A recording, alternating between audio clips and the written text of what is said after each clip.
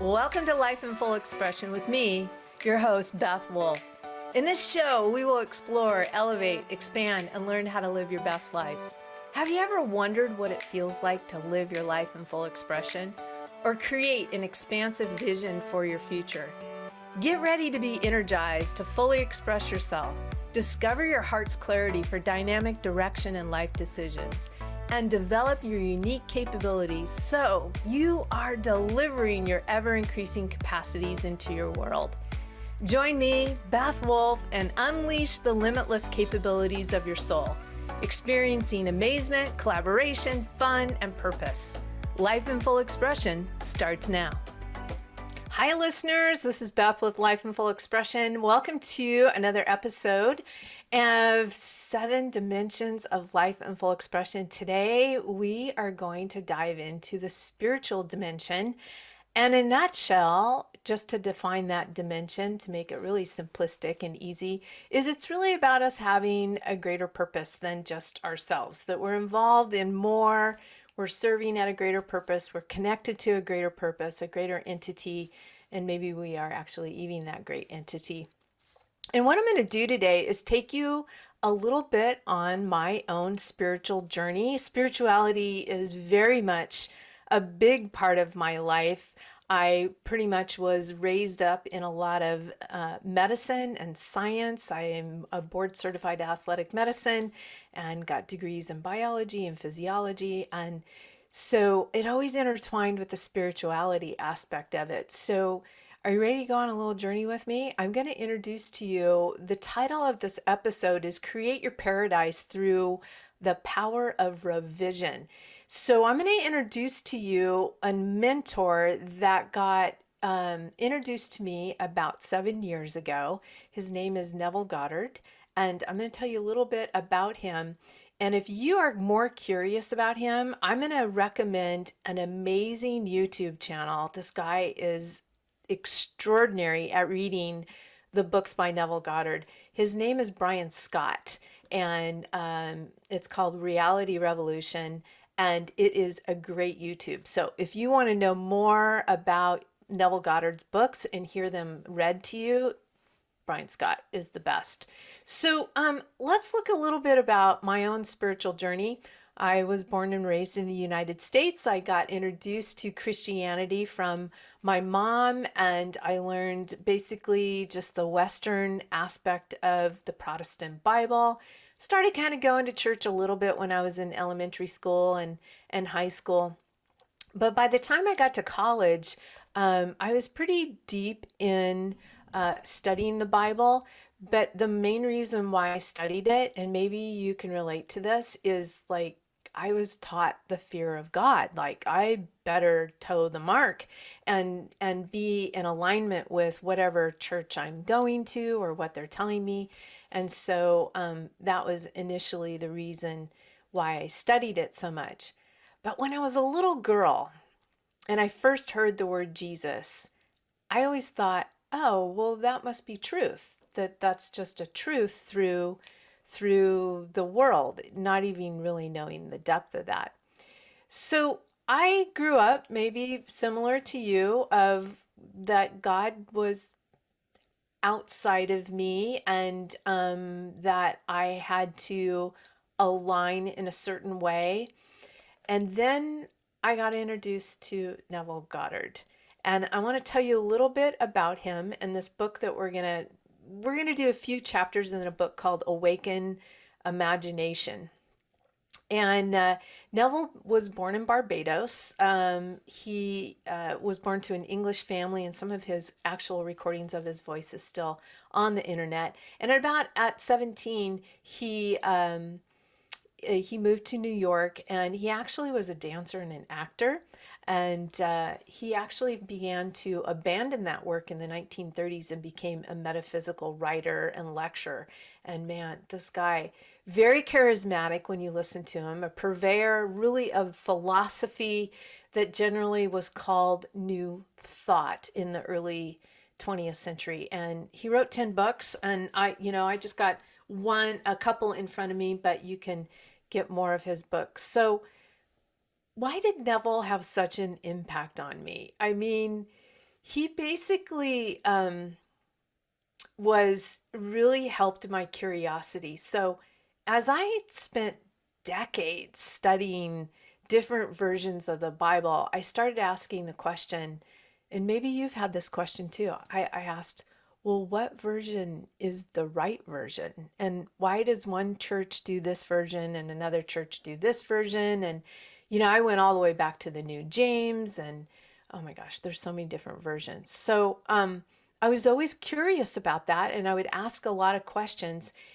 And one component of this kind of helped me in my curiosity. My oldest daughter, Mattie, had an extraordinary class in high school called AP World History.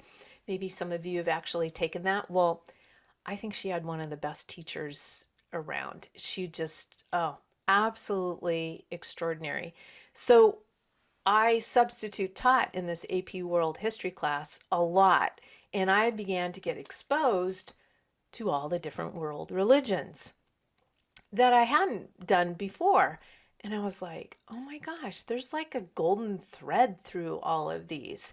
And so that piqued my experience even more to begin to study. And so after the AP World History class, 20 years of studying the Bible, I used to do precept upon precept. I mean, we dove deep into the Bible and memorized a lot of it. So what was my next curiosity step? I thought, well, how about Hebrew? And I thought I'm gonna check out Hebrew, because some of the Bible was written in Arabic and Hebrew from what I was learning. And that became an incredible game changer as I found out that the Hebrew language, which is absolutely extraordinary from what I still see myself as just like a neophyte crawling in that language. I found out that the Hebrew language is a verb language of my understanding, where our English language is a noun.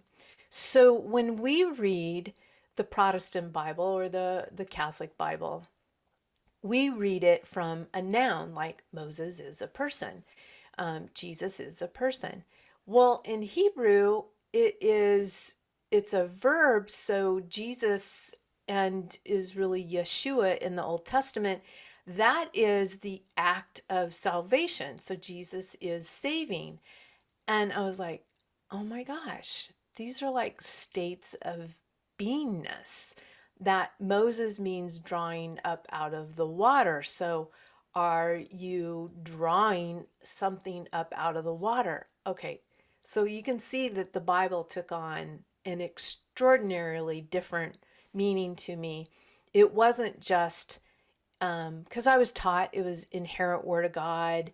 It was a historical book, but yet a lot of that didn't make sense to me. And I just kept asking questions and asking questions, become really curious. And this goes to the element of this show, Life in Full Expression, exploring, elevating, and expanding. If I hadn't been so curious and explored and elevated and expanded, I wouldn't be here with you right now and have such an extraordinary appreciation for all the world religions and the golden thread through it. So Neville, basically, he took me on this amazing journey and still does to this day. He's one of my favorite authors that has really awakened my imagination. And there's so many others out there. Every day I learn of another author and another person and people channeling all kinds of information that I can get. But Neville really awakened me out of the Bible just being a historical book and it just simply being what I would say as kind of like rules to live by. He opened it up so much for me, and I want to share this quote. We're going to look at part of a chapter in the Awakened Imagination, and it's called The Pruning Shears of Revision, which really I'm going to introduce to you elements that really can create that paradise. And you might be surprised as we come back after this break coming up that what revision actually is and how Neville explains it. So here's a quote by Neville from The Pruning Shears of Revision, Chapter 4. He says that the very first act of correction or cure is always revise. One must start with oneself. It's one attitude that must be changed. So if you begin to entertain that the very first act of correction in this human endeavor and being here, or a cure, like maybe you're not enjoying the physical health that you would like to be, is to always revise. And it always starts with us. So it also shifted in me of not looking outside myself so much, and pleading and praying to some kind of entity outside of me. But it began to go, well, wait a minute, if I'm revising, there's something of a revision going on inside of me. And so what is that revision? So one of the things that Neville Goddard opened up to me is, it's a very famous saying that comes from him, is that assume the feeling of the wish fulfilled. And it's something that I use quite a bit with my coaching clients. Is we're very good at knowing what we don't like and what we don't want. And so a lot of my questions to not only myself and to my clients is, well, what would you like? What would you love to express in your life? And then first we come up with ideas and thoughts. And then with Neville, you go beyond and ask the question, well, what would you be feeling and experiencing if that was going on?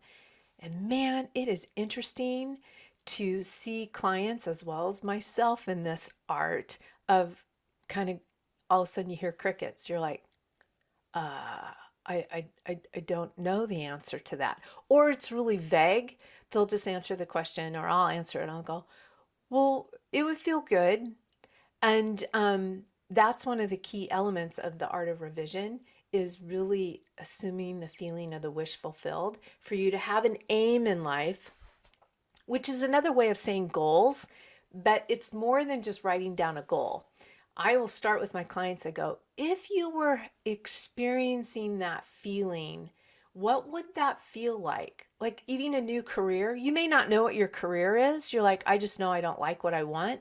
And I'm like, well, if you were in the career of your dreams, what would it feel like? Let's not even say what it is yet. So take those questions, assuming the wish fulfilled. Let's go ahead and take a short break, and you can kind of think about that. And when we come back after this break, I'm going to dive into what it looks like to create your paradise from the foundation and the elements of the art of revision. And it's going to be pretty cool, because you're going to find out that you can do that today, right now, before you go to sleep. You can put this to work. So let's come back after this break, and I'll introduce to you about creating your paradise.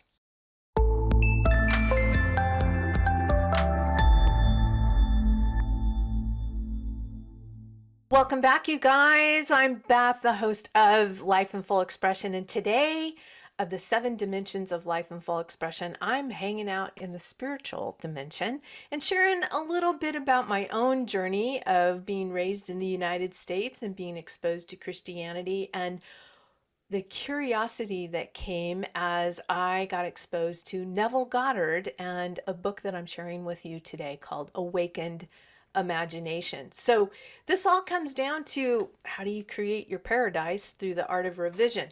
There's a couple elements to the art of revision. And the first thing I want to share with you is revision is really about forgiving. Who knew, huh? And forgiving is really about allowing ourselves to let go of one perception and bring in another. Kind of different than what I had been taught in being brought up in the Western Christianity. I was like, one perception for another? That is new to me. And I will say that 7 years now of knowing this revision and that kind of forgiving has been an absolutely transformational process for me. And so I wanted to share it with you too. So the other element of revision is a process called rewriting.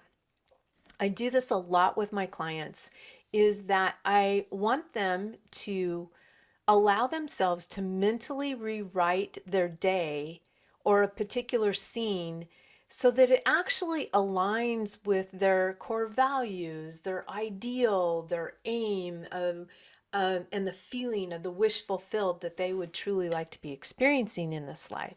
So you're not going to really be able to fully rewrite the day to your ideal self unless you spend time knowing what your ideal self is and what it feels like. Because another thing that I learned from studying Hebrew a little bit deeper is that sin is actually missing your mark. It's missing your true authentic self, your true expression. And when I learned that, I was like, oh, you mean it's not this particular denomination of church, it's not this particular version of the Bible, it's Beth being in full expression. And so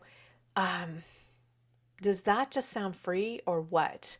And it brought a lot of freedom to me. So that first element is rewriting. And here's a little example of it. Have you guys ever been driving down the freeway and you're going along and all of a sudden a car cuts in front of you a little bit close, and you might say something that's not nice inside your own car. They don't hear it. But after you say it, you're safe, they're safe, and you kind of go, man, I wish I wouldn't have said that. So in that moment, you can rewrite that scene mentally. Now, why is that so important? If you're not aware of Dr. Lipton's experience and Dr. Joe Dispenza, where they're talking about changing your thoughts and changing your feelings is actually going to change the physiology of this body, you can see that by rewriting and letting go of one perception for another is actually going to be that correction and that cure. So you can see that the revision is very, very powerful, not only mentally for us, but also physiologically. Now, the other component of the art of revision and creating your paradise is repeal. So as you rewrite the scene, it actually creates a repeal within you. And ultimately, why do we want to even do this? I've given some reasons already, but really it's about this expansion and a refinement of our senses. If you have been in Christianity, you know that there's times in the Bible where Jesus would go off by himself and pray to the Father. And according to Neville, Jesus is your own wonderful imagination.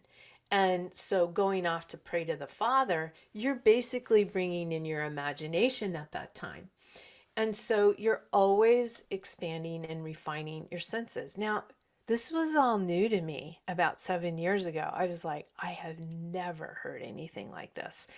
And by no means am I saying Neville is the all of the all. It just has been one of the experiences of one of many authors that I've read that has really helped me explore, elevate, and expand in my spiritual dimension of expression. I have many other people that I read, and by any means, if you've got some other authors out there that you'd like to share, please, send me a message at beth@bethwolfe.com, and I'd love to know about them. So getting back to the ultimate purpose of this, remember that Jesus, Yeshua, is an act of saving. It's a state of beingness. So we're always in this continual forgiveness of missing our mark in our daily lives. And it has the potentiality of curing us in all our dimensions. So here it comes down to this, you guys. Do you want to change? You probably wouldn't even be listening to this podcast or this show if you weren't interested in some kind of change in yourself. And this is what really, it awakens this ideal spirit of revising and forgiving that ultimately you want to change. So this is a technique and a method that you could use that's really going to give you this continual forward giving of life-giving perception. So imagine the opposite. You go through your day and let's just call it quote unquote, one bad thing happens after another. And so you're in this downward spiral momentum of a day and you don't ever revise, and you get to your end of the day and you kind of feel like crap because that's what your energy has been doing all day. And Dr. Joe Dispenza talks about that if you keep practicing this day in and day out, it's a mood, and then it actually becomes your personality. And then you might be feeling stuck. So again, to create your paradise is really in this process of revision and forgiving. And it takes you beyond your current senses. So when we go into an awakened imagination and reimagine that particular scene that went on, we're not staying stuck in our current conditions, circumstances, and situations. We are making a choice in the moment to revise it, not only to our subconscious mind, but also to the physiology of our body. Now, I teach a college class called Personal Wellness, and I can tell you that one of the number one reasons why people get sick, not just in the United States, but the world, is lifestyle. It's not so much about genetics, but more about epigenetics, about your environment and your surrounding. And there's some evidence out there, I think more anecdotal evidence, that we have 60,000 thoughts going on in our head. So that's the environment that we're in. So let's go back to the art of living is really the art of forgiving. And this, one of the things that I just kind of put in my own words here is being in the art of living is the art of forgiving. We're really allowing not only ourselves, but other people to be kind of in this wave of grace. That if you always know that you can do a do-over, are some of you guys ever watch volleyball matches? I played volleyball in junior high and high school.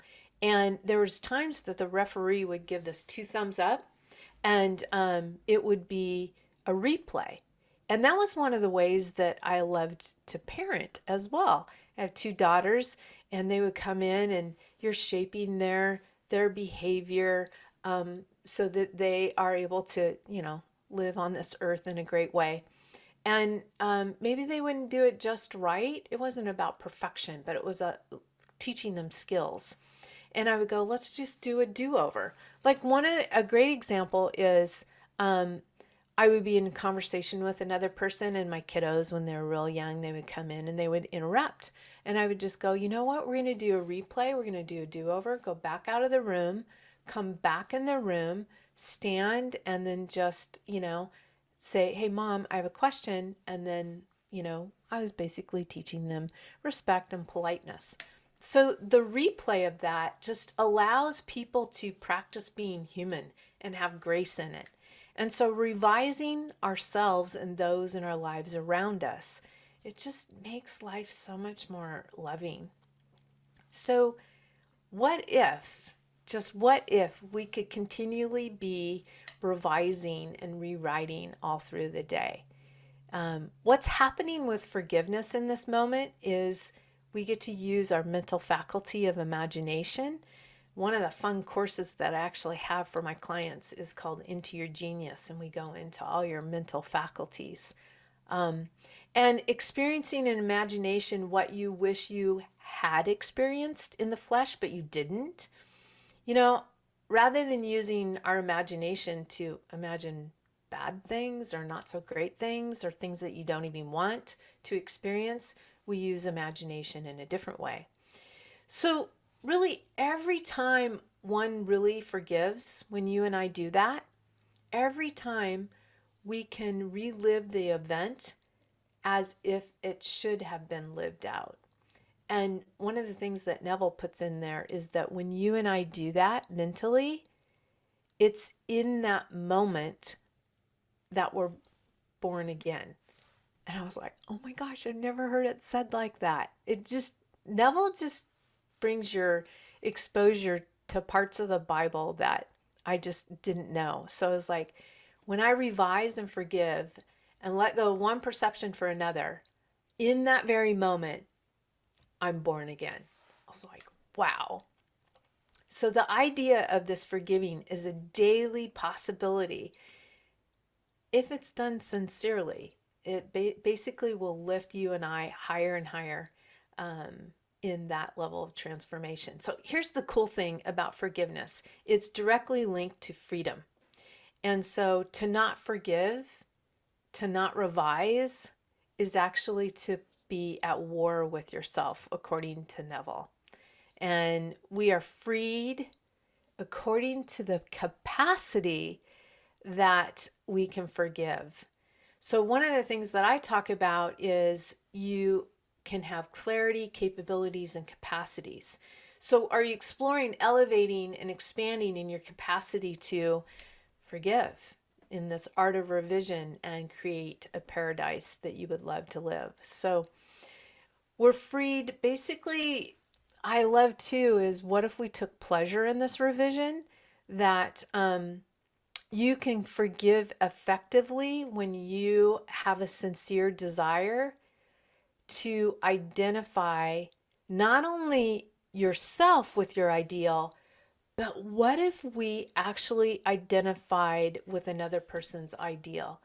Like, let's say they didn't navigate something really well, or I like to say that they called out for love unskillfully, or they expressed love unskillfully.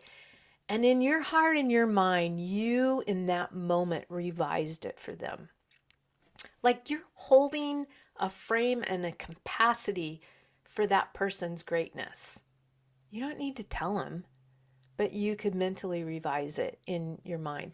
Maybe you're in a relationship and you guys get in a disagreement and you lay your head on the pillow at night, and one of the things in the Bible says, don't go to bed angry. This is something that I learned from Neville. It was like, that's the time to revise, is before you go to bed. It'd be good for you to, apologize to each other for misunderstanding. You can always go back to creating lasting relationships on another podcast on that. But forgiveness is all about this revising. So the other component of it is that revising and forgiving, the art of it, is you and I deliberately withdrawing our attention from the unrevised day or that incident that didn't feel so good and didn't go so well. We draw our attention away from it. Like, you don't talk about it anymore. And you give full strength and joy to the revised day. And as I was doing this study, I noticed that I was like, oh my goodness, I could be more awake to the revision in my own day. So when we come back after this break, we're going to dive into a little bit more of the benefits of the art of revision. And you can even do this with a letter that you get in the mail, an email, a text. You can use this incredible art of revision and forgiving and letting go of one perception for another. And you can do it right now and today. So right after this break, we're going to come back and look at the benefits. I'm going to read a little story out of his book and show you right now how it can benefit you even greater. So take a short break and I'll be right back after this.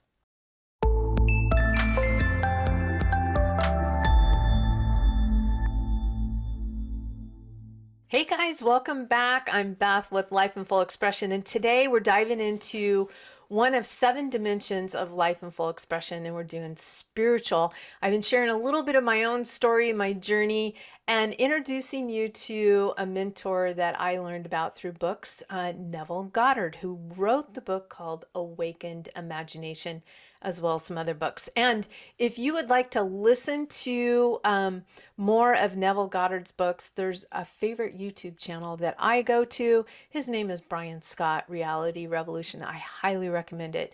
It's just really excellent to listen to him about Neville Goddard. And he does a lot of great research too. And he owns his own bookstore. I've never met him in person, but he's one of my favorite YouTube channels. So today, this last segment area that we're going to look at is the benefits and the results of revising your day, which is really about the art of forgiving. And pretty much one of the first benefits is that revision, this art of forgiving, is really a victory over yourself. It's a victory over your current thinking, your current feeling. And revision is a victory over your quote unquote enemy, or whomever might that person be, and in your story of the day. So whatever might be going on in your day, you might see them as an enemy, whether it's I know that's kind of a strong word, but maybe a coworker you're not getting along with. You're like, why don't they? Some why questions are of a very low vibration. Why do they keep doing that? So I'm going to invite you to a 7-day experiment. You guys ready? So let's say you do have a coworker or even a boss, or an employee. Maybe you're an owner, and it's not going too well. What if for 7 days before you went to bed at night, you actually revised the scene with this coworker, boss, or employee? You don't say anything to them. You just revise it that it matches up with your ideal, authentic, true, loving self. And just do that for 7 days and see what might be the outcome, first of all, in you. And you might see a shift in that employee as well, or the coworker. So Neville, he quotes a lot of scripture in his books. And he quotes the scripture in Matthew. Matthew is one of the Gospels in the New Testament. It's chapter 10, verse 36. And it says, "A person's foes are those of their own household." What are we talking about there? Well, household is not actually your house that you live in. Rather, your household is your state of mind. So changing your future is really changing your state of mind by revising your day. Again, a lot of the stuff that's going on with Dr. Joe Dispenza, I went to a symposium of his 6-7 years ago, and he's just doing extraordinary work. He wrote a book called You Are the Placebo. It was one of the first books I read of his, that basically your state of mind is going to determine possibly your state of health. So an awakened imagination, that's what we're going for in the art of revision, forgiving, and creating your paradise, is you use it for inner transformation. You use your own awakened imagination to transform yourself. The magnitude of change is related to your imagination and tuning your attention away from your current senses for a time each day. I want to reiterate, from a time each day, because you're still on this earth and you're still living your day, and you still got to get things done in your job, with your family, and et cetera, et cetera. And that, in a nutshell, is what Jesus, Yeshua, did. He still was in his day and going on, but he set aside a time to shut off the senses and use his imagination. He would go to the Father in that. And this is all according to what I've learned from Neville. So if you don't revise your day, I read this, it was a great reminder to stay sharp In fact, the producer and I were just talking on commercial. He's like, is this easy for you to practice, Beth? And I'm like, it's taken me practice to master it. But really it's about me, noticing what I'm noticing and staying awake to it. But if you and I don't revise daily, guess what could happen? You lose the vision of your life. And you end up maybe living the same year over and over again. You may live 80, 90 years, but have you repeated several years over and over again of the same stuff? So using your imagination, revising daily, means that you're not going to lose the vision of your life. That is a nugget that you definitely want to take away. Well, I want to read to you out of Awakened Imagination a little bit here, a little story that Neville put in here. Let me get my mic so that it's right up here. And he explains it like this. He says, here's the way an artist friend forgave herself and was set free from pain, annoyance, and unfriendliness. So here we go. Make sure I got the right pages here. Knowing that nothing but forgetfulness and forgiveness will bring us to new values. She cast herself upon her imagination and escaped from the prison of her senses. She writes this to Neville. Thursday, I taught all day in the art school. Only one small thing marred the day. Coming into my afternoon classroom, I discovered the janitor had left all the chairs on the top of the desk after cleaning the floor. As I lifted a chair down, it slipped from my grasp and struck me a sharp blow on the instep of my right foot. I immediately examined my thoughts and found that I had criticized the man for not doing his job properly. Since he had lost his helper, I realized he probably felt he had done more than enough, and it was an unwanted gift that had bounced and hit me on the foot. Looking down at my foot, I saw both my skin and nylons were intact, so she forgot the thing. Well, that night, after I'd been working intensely for about 3 hours on a drawing, I decided to make myself a cup of coffee. My utter amazement, I couldn't imagine she said, to my utter amazement, I couldn't manage my right foot at all, and it was giving out great bumps of pain. I hopped over to a chair and took off my slipper to look at it. The entire foot was a strange purplish pink, swollen out of shape and red hot. I tried walking on it and found that it just flapped. I had no control over it whatsoever. It looked like one of two things. Either I had cracked a bone when I dropped the chair on it, or something could be dislocated. No use speculating what it was. Better get rid of it right away. So I became quiet, all ready to melt myself into light. To my complete bewilderment, my imagination refused to cooperate. It just said, no. This sort of thing often happens when I'm painting. I just stared, and I just started to argue. Why not? It just kept saying no.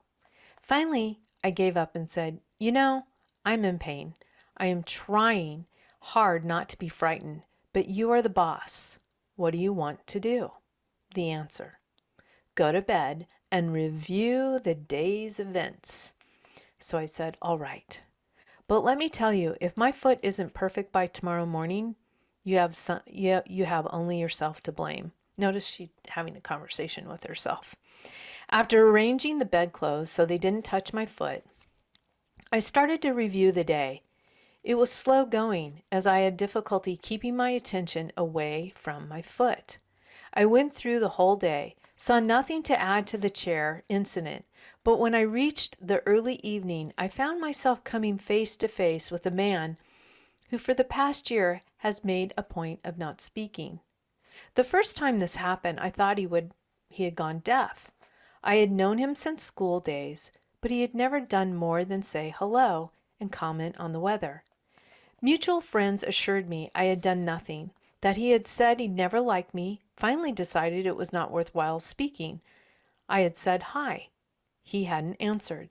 I found that I thought, poor guy, What a horrid state to be in. I shall do something about this ridiculous state of affairs. So, in my imagination, I stopped right there and redid the scene. I said, "Hi." He answered, "Hi," and smiled. I now thought, good old Ed. I ran the scene over a couple times and went on to the next incident and finished up the day. Now what? Do we do my foot or the concert? I had been melting and wrapping up a wonderful present of courage and success for a friend who was to make her debut the following day, and I had been looking forward to giving it to her tonight. My imagination sounded a little bit solemn, as it said, let us do the concert. It will be more fun. But first, couldn't we just take my perfectly good imagination foot out of this physical one before we start? I pleaded, by all means. That done, I had a lovely time at the concert, and my friend got a tremendous ovation.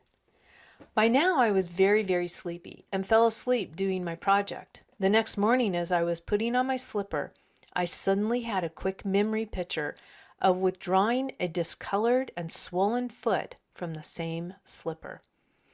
I took my foot out and I looked at it. It was perfectly normal in every respect. There was a tiny pink spot on the instep where I remembered I had hit it with the chair. What a vivid dream that was. I thought and dressed. While waiting for my coffee, I wandered over to my drafting table and saw that all my brushes were lying helter-skelter and unwashed. Whatever possessed you to leave your brushes like that? Don't you remember? It was because of your foot. So it hadn't been a dream after all, but a beautiful healing. She had won by the art of revision what she would never have won by force. So you see, oh my goodness, here she is. She actually healed her foot by the art of revision. And I've actually had that experience myself. I sprained my ankle real bad one time and I used this art of revision, and the very next day I went for a run. So in this segment, it's really about summarizing of turning your discords and your wobbles of the day into harmonies. And what if, I just want to put out there that what if our disappointments, our wobbles, our frustrations of the day are simply an opportunity for us to practice this art of revision and this art of forgiving and forgetting, and that we become masters of directing our thoughts and feelings. And so what if this practice creates a paradise of freedom and a future you absolutely love? So I want to give you this invitation as we go to this last break that what if you played the game of revision for 7 days with something? Think of it while you're on this break. What would you like to do? What would you like to experiment with for the next 7 days? So think about that, and we'll be right back after this break.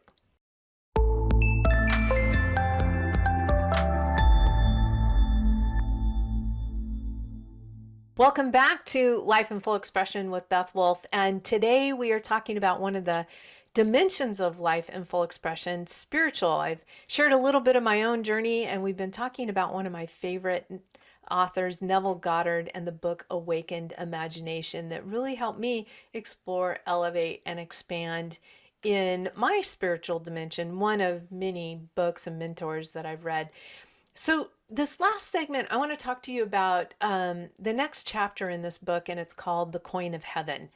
And it has everything to do with what does persuasion have to do with creating your paradise.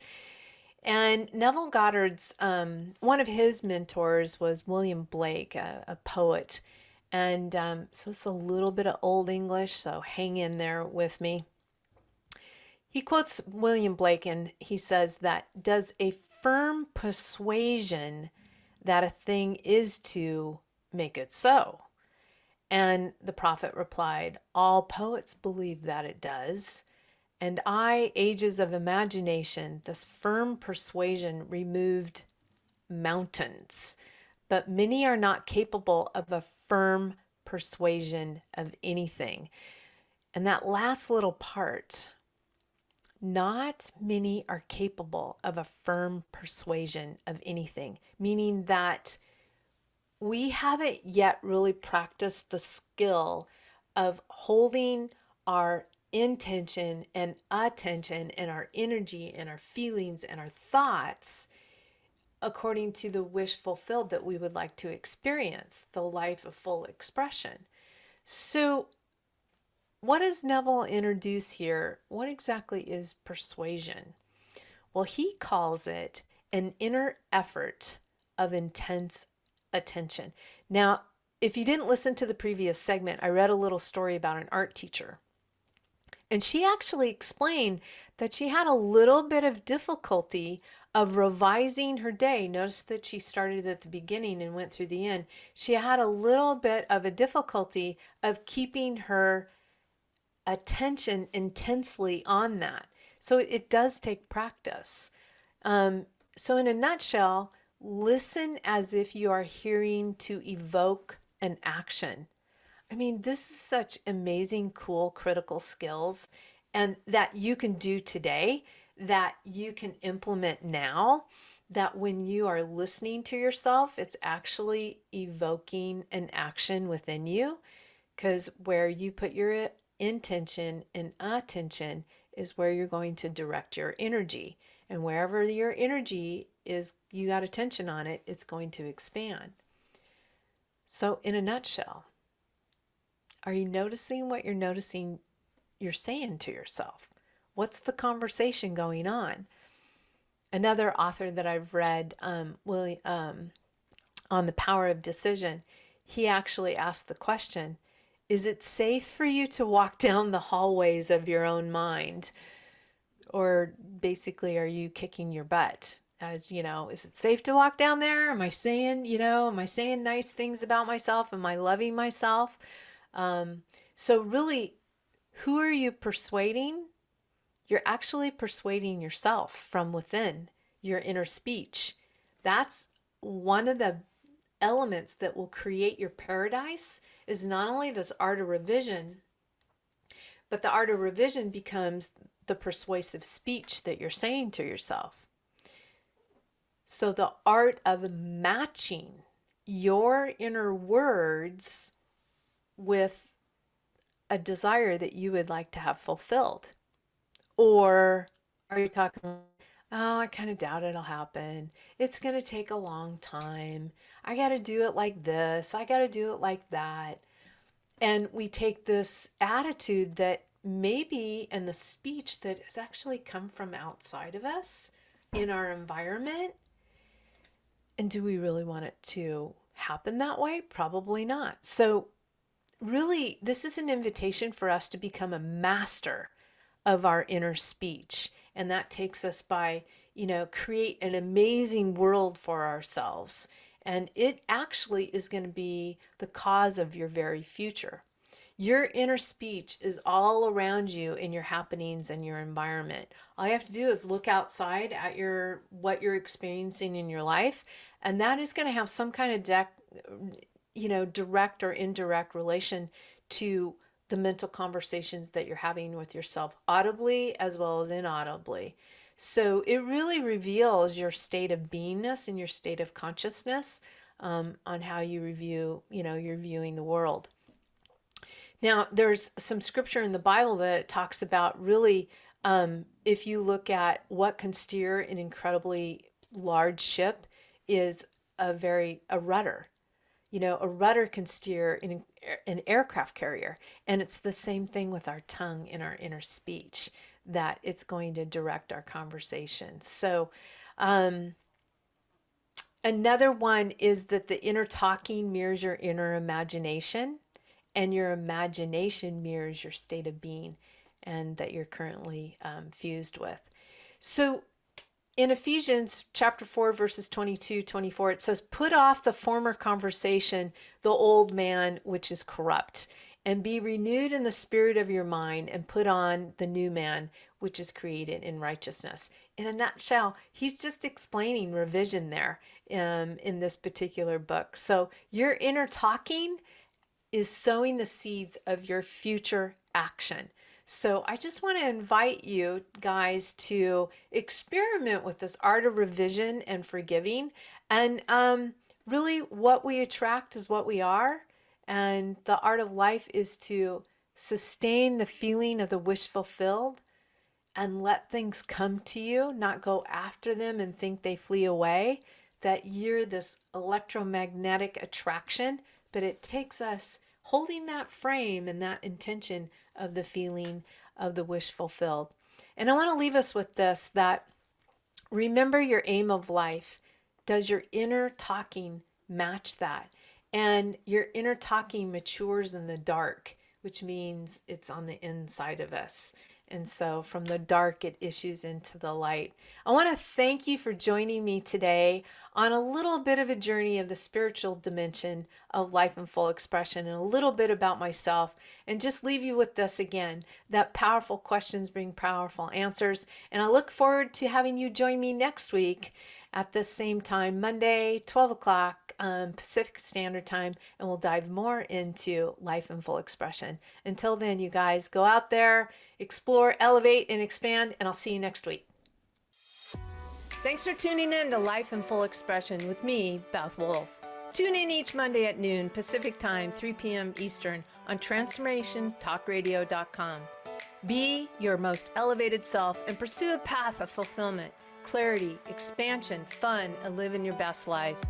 If you would like to discover the 7 dimensions of your life blueprint of expression, to fully express yourself, reveal your heart's clarity for dynamic direction, and activate your unique capability, visit BethWolfe.com. That's Beth, WOLFE.com.